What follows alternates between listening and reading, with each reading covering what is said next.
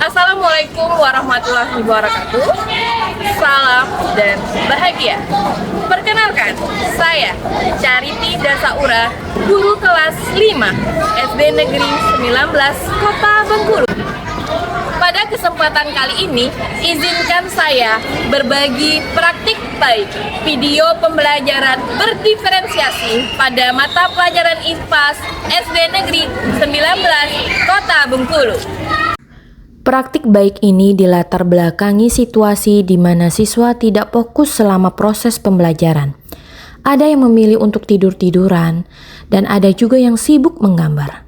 Hal ini berdampak pada rendahnya hasil belajar. Situasi ini dapat disebabkan karena belum terpenuhnya kebutuhan belajar siswa.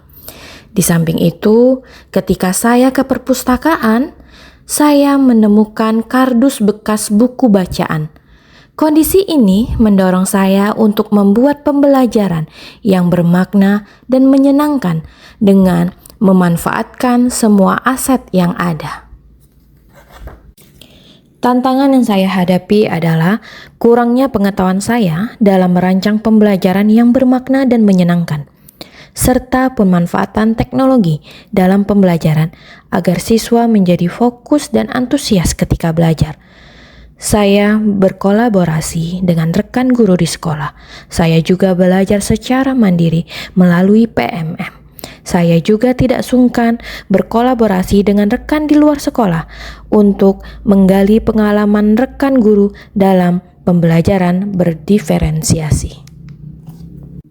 Saya memulai aksi dengan melakukan asesmen awal pembelajaran. Asesmen ini saya lakukan untuk melihat kebutuhan belajar dan minat siswa saya dalam pembelajaran. Saya kemudian memetakan siswa berdasarkan minat belajarnya.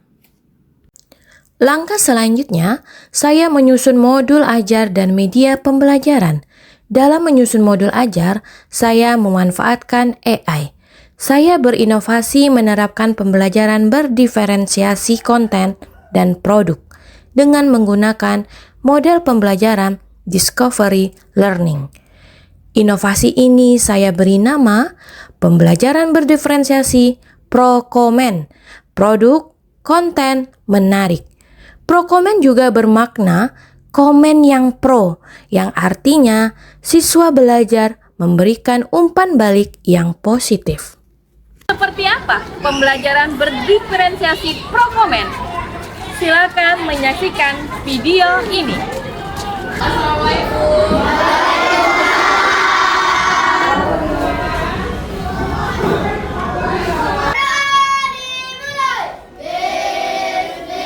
Gimana kabarnya hari ini? Semuanya sehat? Sehat. Alhamdulillah. Ibu perhatikan semuanya hadir ya. Berarti sudah siap belajar hari ini? Ya. Oke, Ibu akan bertanya. Siapa yang pernah mandi hujan? Aku. Oke. Saya. Berarti semuanya sudah pernah mandi hujan ya kan? Nah, pertanyaan selanjutnya. Siapa yang mandi hujannya sambil menampung air dengan menggunakan ember atau baskom? Aku. Saya. Oke, sip. Berarti rata-rata semuanya pernah ya melakukan itu.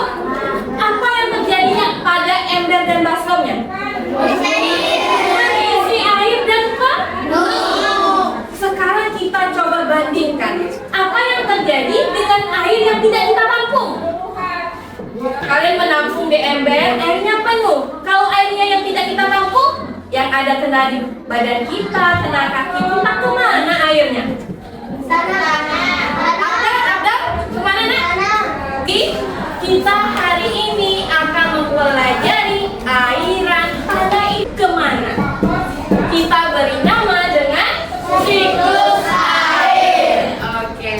Anak-anak nanti kalian belajar akan mengerjakan LKPD. LKPD ini menjawabnya dari mana? LKPD di akhir kalian akan mempresentasikan ke depan. Nah, presentasi ini bebas, Ibu bebaskan mau seperti apa? Kalau kan Ibu sudah menyediakan alat dan bahan di pojok kanan Ibu, jadi anak-anak kebutuhan. Jadi nanti diskusikan kelompoknya mau seperti apa kesepakatan kelas kita. Apa kesepakatan kelas kita yang pertama? Saling menghormati.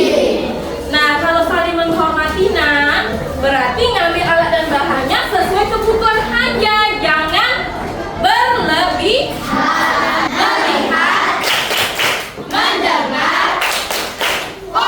Silakan anak-anak tonton videonya ya. Sambil menonton, sambil dicatat bagian yang penting. Bagian yang penting itu tentunya untuk menjawab LKPD ya, Nak ya. Jadi kerjakan secara berkelompok, kalian boleh diskusi. Kira-kira tabel ini isinya apa? Fokus kepada tahapan siklus airnya. Nanti kalian akan menemukan kata-kata baru mengenai siklus air. Kalian fokuskan ke sana ya. Kalian catat bagian penting itu dan kalian akan dijawab LKPD kalian. Oke. Pada kegiatan ini, saya mendampingi anak belajar dalam kelompok.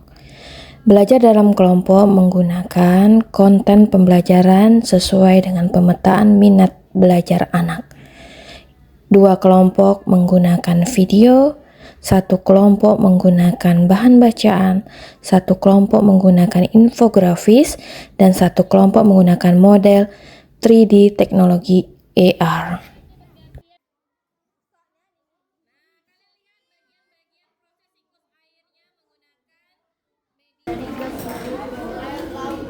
Sembari membimbing anak belajar dalam kelompok, saya juga berkeliling mengamati pembelajaran anak. Siswa dalam kelompok membuat media presentasi dengan menggunakan kardus. Ada yang membuat siklus air berupa kelopak bunga Rafflesia. Ada yang membuat lirik siklus air menjadi sebuah nyanyian. Ada juga yang membuat bagan siklus air dengan menggunakan alat dan bahan yang telah saya sediakan.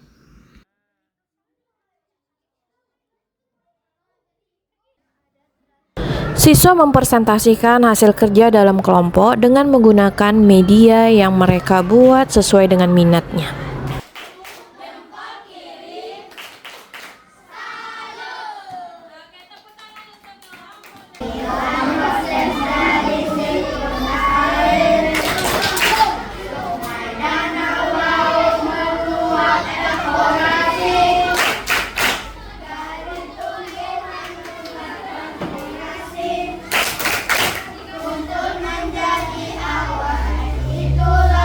Untuk mengukur ketercapaian tujuan pembelajaran, saya melakukan evaluasi. Evaluasi yang saya lakukan adalah dengan menggunting dan menempel bagian-bagian siklus air. Setelah belajar? Seru tidak? Apa yang serunya? Siapa yang berani menyimpulkan? Yang berani menyimpulkan. Oke, silakan Jeffrey. Apa kesimpulan pembelajaran kita hari ini? Pelajaran kali ini sangat keren. Ini sangat gancang. Hari ini mantul. Saya berbagi praktik baik dengan rekan-rekan guru saya di SD Negeri 19 Kota Bengkulu. Itu ikut semangat dan karya terus, pacu, prestasi dan inovasi yang bermanfaat bagi kita semua, terutama untuk anak-anak dan diri sendiri. Sekian, terima kasih, selamat berjuang dan bekerja keras. Yang dilakukan oleh Ibu Charity sangat menginspirasi saya, sehingga saya menjadi tertarik untuk mencoba. Tertarik dengan praktik baik pembelajaran diferensiasi Ibu Charity. Saya sangat antusias dengan pembelajaran menggunakan 3 dimensi. Keren Bu Charity! Demikianlah video praktik baik saya. Seorang guru sejati adalah pembelajar seumur hidup. Setiap hari adalah kesempatan untuk tumbuh, berkembang, dan menginspirasi. Guru Indonesia, pelopor perubahan, pencipta masa depan.